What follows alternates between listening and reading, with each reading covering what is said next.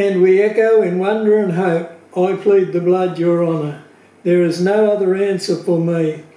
The law has driven me to the mercy seat, and if the blood cannot save me, I am eternally lost.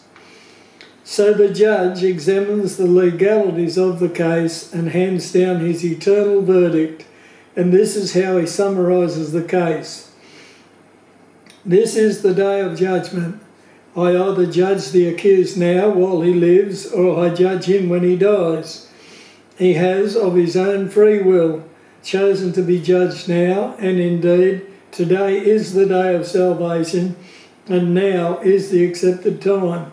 So today is the day of accounting, and today my righteous demands must be satisfied. The accused has done well to come humbly before me with an afflicted soul. But my judgment is that this is a day of atonement, and this atonement, by its very nature, is eternal. For many years the law and I have held court, and the results were always temporary, always not really substance, always shadow, but now all that is changed. This high priest satisfies all the requirements perfectly, so his office and work are eternal. This sin offering satisfies all the requirements perfectly, so it never needs to be sacrificed again.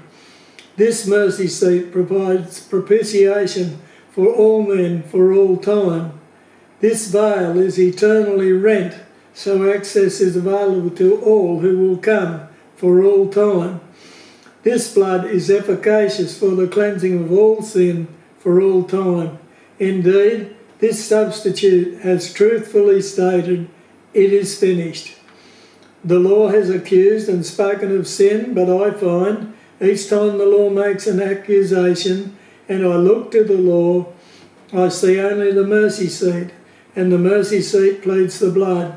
So I examine the blood and I find it efficacious in dealing with sin and answering the law. The power of the blood is the direct result of the innocence of the substitute who gave it. Because of this, I cannot deny the blood. My righteous demands are eternally satisfied, because an innocent substitute has redeemed the accused life for life and paid the wages of sin. This never need be done again. The proof that the price has been paid is this innocent blood.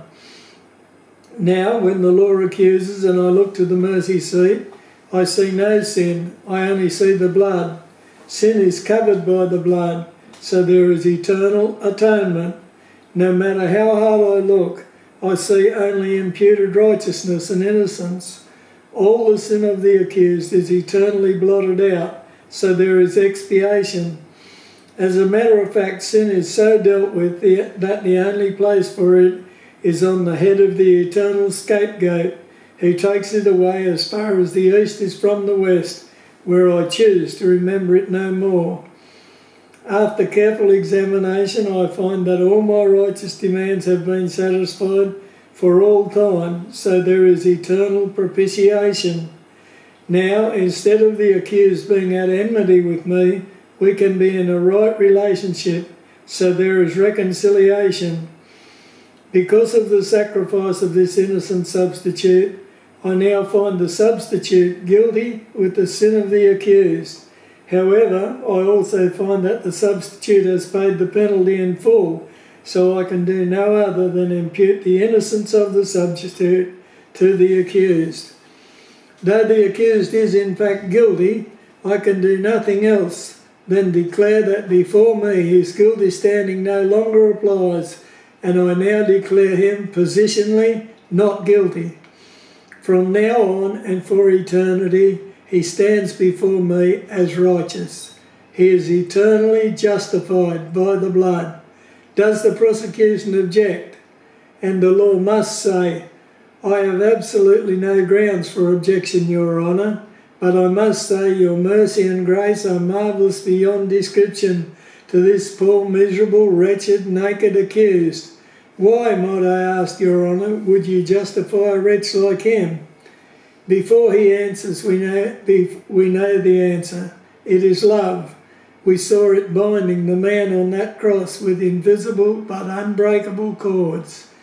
The judge answers, I created him for my good pleasure, and I love him.